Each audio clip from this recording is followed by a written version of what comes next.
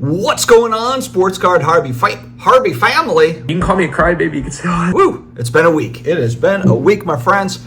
We are heading back to the States this morning, getting back to the swing of things. And today we are talking about when will the horrible hobby drama end, the sports card hobby drama. This business quickly became a lot of work. We will talk all the way through it. Big thanks to today's video sponsor, DC Sports 87. You probably want to sell on eBay. Maybe you do, but you don't want to deal with the packing and the listing and all the stuff that goes into selling on eBay. It can be a process. It can be time consuming. You can ship it all off to DC Sports 87. They will list everything for you at auction.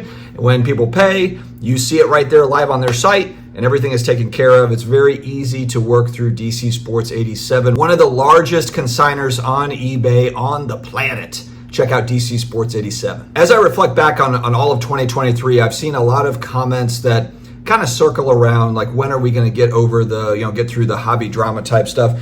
And even from people that claim to not like hobby drama, they still cause hobby drama or are involved in it in some way. So it's always kind of funny to see that dynamic play out. But you see that quite a bit where people are like, man, there's just so much drama. I'm not interested in the drama channels.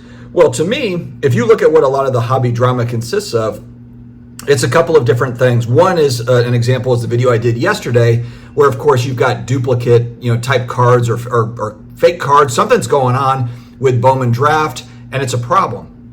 So we're trying to figure out kind of what is going on. Are these backdoor copies? Is it someone that has a high resolution printer? I had people in the comments that were all over the place. Oh, they've got this type of printer, and I'm just thinking, like, my God, that is if that's what it is, that's an incredible setup.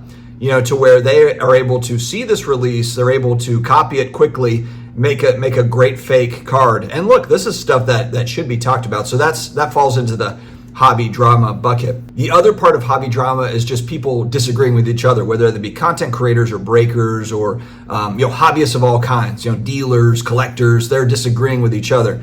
To me, I really like this kind of hobby drama. This is something that did not exist when I was starting on YouTube going back to March 2020. At least didn't exist the way that it does today. Now there are a ton of sports card collectibles content creators, and there was not going back almost 4 years ago now.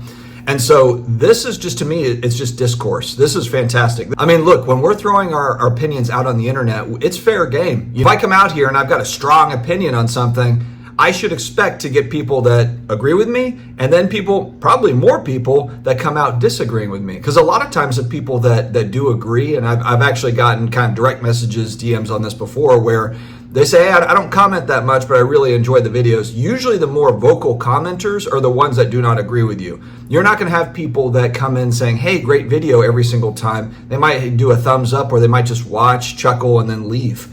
That's usually how it works. So it might sometimes feel like, oh man, there's a lot of disagreement in what I'm talking about, but really it's just the ones that are commenting are most likely going to be the disagreeers, and that's okay. It's how we're able to engage with one another. There's been quite a few times where I'll throw an idea out on something, and then in the comments, I'll get a few comments that make me kind of pause and think about it. People will take the time to write a long comment kind of displaying their position, and it makes sense. Maybe I don't agree with the whole thing, but it makes you kind of pause and think about it. It makes me look into other sides of the story.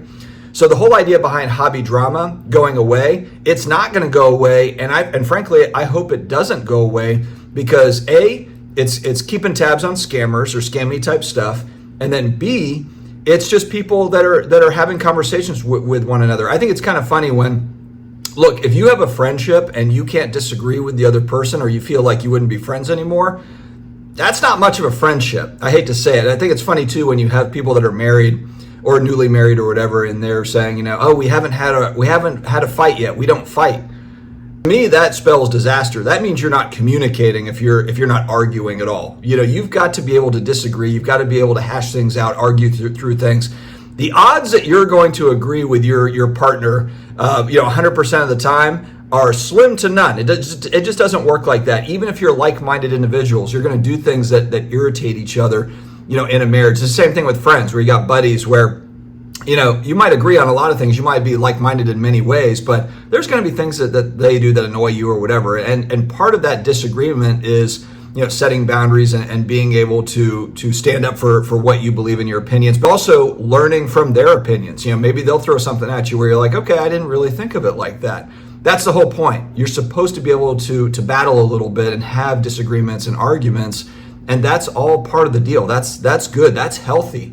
Not having disagreements, not talking about stuff, in my opinion, it's unhealthy. If people aren't talking, if they're not disagreeing, then they're probably at some point just going to walk away. That's kind of how it works. It means they're unhappy, they're keeping it in, they're not stating how they feel, and that's not a good thing. And so it's important in relationships, but also in the hobby, it's the same sort of thing. Hey, you might have an opinion on stuff, you just need to get it off your chest. And that's taken hold in hobby content, whether it's YouTube or IG or Twitter. It's grown dramatically. In March 2020, it was mostly sales posts. Everybody was selling, buying and selling. It was a buying, selling frenzy in 2020, 2021, and into 2022. And now you're getting more of people talking about philosophical hobby type things, maybe as they were always doing on like a blowout forums, but now you're seeing it all over the place. You're seeing IG and you're seeing new characters come out. I like that too. There's a lot of people that are just starting to make content. They have really good info, really good perspectives.